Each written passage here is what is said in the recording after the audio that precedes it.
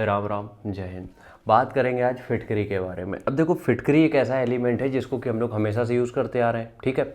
इसको अंग्रेजी में कहते हैं एलम। जो भी अंग्रेजी माध्यम वाले मेरे भाई हैं उनके लिए हम बता दें, एलम कहते हैं, ठीक है। अब देखो क्या होता है, जो फिटकरी होती है इसको हम लोग कब से यूज़ कर रहे हैं? इस फिटकरी को हम लोग यूज़ कर रहे हैं जब हम बात करें अगर कि जब हम दाढ़ी बनवाते हैं तो वैसे कटवट नहीं लग जाता है, तो जब कटवट लग जाता है तो उससे इन्फेक्शन ना फैले बॉडी में, कोई भी पार्ट हमारा इन्फेक्टेड ना हो जाए, तब हम फिटकरी का इस्तेमाल करते हैं। और तुमने देखा भी होगा, जैसे फिटकरी उस जगह पे लगाई जाती है जहाँ कट लगा है, तुम देखोगे एकदम से इरिटेशन होती है, मतलब कि एकदम सेंसेशन फील होता है। वो किस वजह से होता है? वो इस वजह से होता है कि इन्फेक्शन जो हो रहा है उसको वहीं पे रोक दिया जाए, ठीक है। मतलब कि बढ़ने ना दिया जाए उस इन्फेक्शन को, कुल मिला के ये मतलब होता है, ठीक है। तो हम बात कर रहे हैं फिटकरी के बारे में। एक चीज़ का बहुत अच्छे से ध्यान रखना, फिटकरी का यूज़ कभी भी आप खाने में पीने में जो सोचो कि घोर के पी लो, ये मत करना, ये नहीं करना होता है, ठीक है। वो हानिकारक है तुम्हारे लिए। फिटकरी का यूज़ कर सकते हो सिर्फ बाहरी त्वचा के लिए, ठीक है। बाहरी आप जो भी जैसे भी यूज़ करना चाहो कर सकते हो, ठीक है। अब बात करेंगे हम फिटकरी के यूज़ के बारे में। सबसे पहला है स्किन के लिए।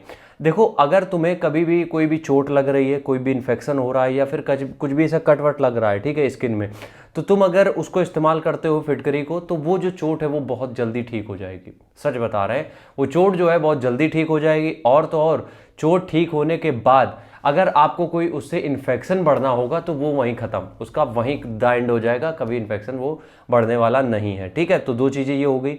उसके बाद अगर हम बात करें, अगर आपको बैड ब्रेथ की प्रॉब्लम है, ठीक है। अब देखो, बैड ब्रेथ की प्रॉब्लम में भी फिटकरी काम में आती है। मतलब मुंह से अगर दुर्गंध आती है, ब्लीडिंग गम्स है, जैसे कि तुम ब्रश करते हो, कभी कभी देखा होगा ब्रश में खून आ जाता है, ठीक है। उसकी वजह क्या होती है? उसकी वजह ये होती है कि आपके जो दांत के ऊपर होता है, मतलब कई बार कैविटीज़ होती है, ब्लीडिंग गम्स होते हैं, ये सारी दिक्कतें जो है वो फिटकरी ठीक कर देती है, ठीक है। तो ये सारी दिक्कतें ठीक हो गई, मुंह की दिक्कत ठीक हो गई, स्किन की दिक्कत ठीक हो गई, ठीक है। अब अगली बात आती है पसीने की। कई बार होता है जो ऑर्डर होता है, ऑर्डर अडोर ऑर्डर जो भी होता है अंग्रेजी में, उसको पसीने की बदबू बोल सकते हैं। अगर वो अंडर आर्म से आपके या कहीं से भी बॉडी के पार्ट से आती, तो अगर आप उसको क्या कहते हैं, वाटर के साथ, फिटकरी को वाटर के साथ जेंटली रब करते हो।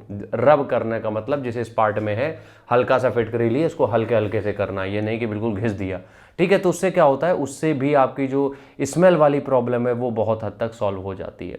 देखो, यूज़ तो वैसे इसके अलावा भी बहुत सारे हैं, बट ये तीन ऐसे मेजर यूज़ हैं जो कि तुम्हें सामने से देखने को मिलेंगे, जिसके कि प्रैक्टिकल बेनिफिट है। बाकी अदर जो यूज़ है उनके बारे में उतनी ज़्यादा बात नहीं की जा सकती, क्योंकि उनके उतने ज़्यादा अच्छे इफेक्ट हैं भी नहीं। इसलिए तुम लोग फिटकरी का यूज़ करो, बट ऐसे करो ऊपर से।